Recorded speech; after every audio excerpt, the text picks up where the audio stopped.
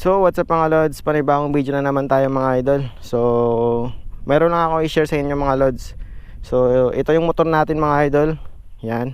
So yung ginamit kong clutch cable mga idol, yung pang Barako 175. Yan. So paano ko siya kinabit mga idol? Ito.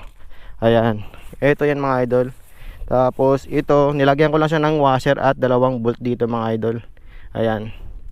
So mas malambot doon siya sa stock mga idol. So nakita ko lang to sa YouTube. So mabilis lang siya makita yung niya, yung neutral niya. So ito try natin. Ayan.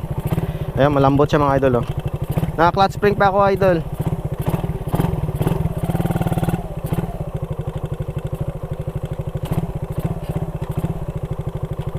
Yan. Mas mabilis siya mahanap yung neutral mga idol. So ulitin ko mga idol, yung ginamit nating clutch cable is pang Barako 175 instead sa pang Raider Carb na clutch cable. So i-try natin i-birit mga idol.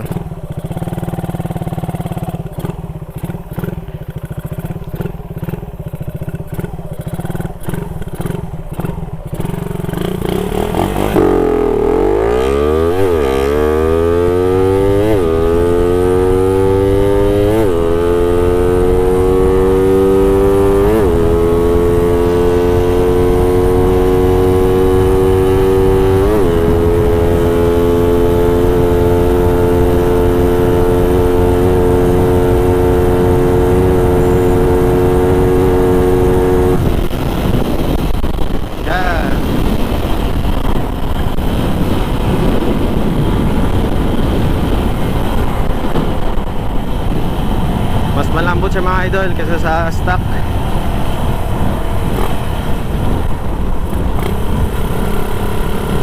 So try natin ulit i-neutral pagkatapos natin i-touch speed. Ayan, neutral agad. So mas mabilis ang hanapin yung neutral natin. So tara.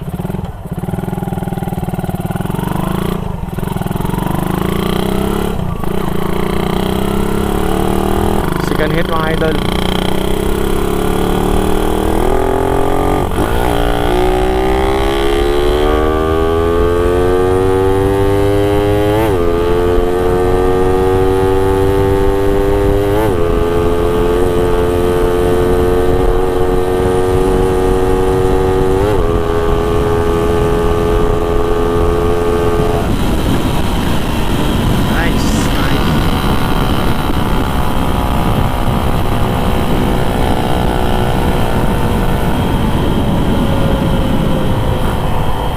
So far malambot naman siya mga idol. So mas maganda siya sa stock. Kasi yung stock ko matigas na siya So tinry ko lang to pang Barako 175. So hanggang dito na lang muna yung video natin mga idol. Ride safe po siyang lahat. Peace.